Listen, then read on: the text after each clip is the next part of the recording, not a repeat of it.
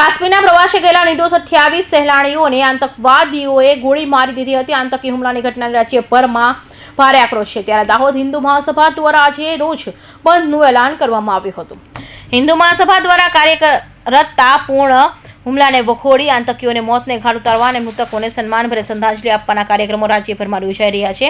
ત્યારે હિન્દુ મહાસભા દ્વારા આજ રોજ બંધનું એલાન કરવામાં આવ્યું હતું, જેના પગલે દાહોદ અને સજ્જડ બંધ પાડવામાં આવ્યો હતો। દાહોદ જિલ્લા પત્રકાર પરિવાર દ્વારા પણ નગરપાલિકા ચોક ખાતે પુતળા દહન કાર્યક્રમ યોજી ઉગ્ર વિરોધ દર્શાવ્યો હતો।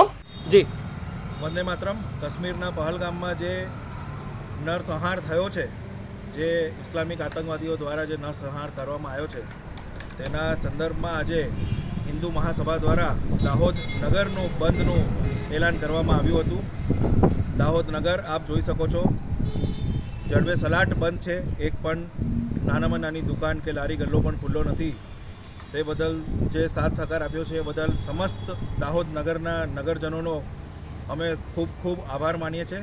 આપ સૌએ જે આ દેશ પર જે એક નીચ કૃત્ય થયું છે, જે નરસંહાર કર્યો છે, જાતિ પૂછીને, ધર્મ પૂછીને જે નરસંહાર કરવામાં આવ્યો છે, એને સખત શબ્દોમાં સમસ્ત હિન્દુ સમાજ અને સમસ્ત દાહોદ નગરના નગરજનો એને વખોડી કાઢીએ છીએ અને માનનીય પ્રધાનમંત્રી નરેન્દ્ર મોદી સાહેબને અને ભારત સરકારને અમે દાહોદ નગરજનો એટલું કહેવા માંગીએ છીએ કે અમે સૌ આપની સાથે છીએ અને કડકમાં કડક પગલાં લેવામાં તરફ આગળ આપ વધી રહ્યા છો, તેમાં દાહોદ નગરજનો આપની સાથે છે અને એનો જવાબ આપવામાં આવે કે બીજી વાર આવું કૃત્ય કરનારને વિચારવાનું હોય ત્યારે પણ એને ઊંઘ ઉડી જાય એ પ્રમાણેનો આનો સખત તરીકેથી એનો જવાબ આપવામાં આવે તેવી માંગ કરીએ છીએ।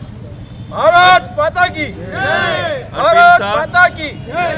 प्रमुख भाजपा दाहोद शहर। जय श्री राम। कश्मीर के पहलगाम में जो इस्लामिक आतंकवादी हमला हुआ और जो हमारे हिंदू भाइयों को उनका धर्म पूछ के और उनकी हत्या करी गई, जिसके विरोध में आज 28 तारीख सोमवार के दिन दाहोद नगर बंद का हिंदू महासभा द्वारा बंद बुलाया गया था, जिसमें समस्त हिंदू परिवार, हिंदू समाज और हमारे हिंदू धर्म के सभी लोगों का जो सहयोग मिला है, उसके लिए हम बहुत बहुत आभार व्यक्त करते हैं।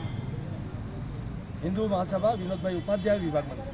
સોમવારે દાહોદ શહેરના તમામ વેપારીઓ અને લારી ગલ્લા એસોસિએશનને સજ્જડ બંધ પાડી આતંકીઓ સામે પગલાં લેવા માંગ કરી હતી। શહેરમાં મેડિકલ જેવી આવશ્યક સેવા સિવાયના તમામ ધંધા રોજગારથીઓ સ્વયંભૂ બંધમાં જોડાયા હતા। શહેરના હિન્દુ મહાસભા અને હિન્દુ સંગઠનો સખત સજા મળે તેવી માંગ કરી હતી અને લોકોને આતંકીઓની કડકમાં કડક સજા કરવા માંગ કરી હતી। આ બંધ વચ્ચે માત્ર આરોગ્ય સેવા જેવી આવશ્યક સેવાઓ ચાલુ રાખવામાં આવી હતી।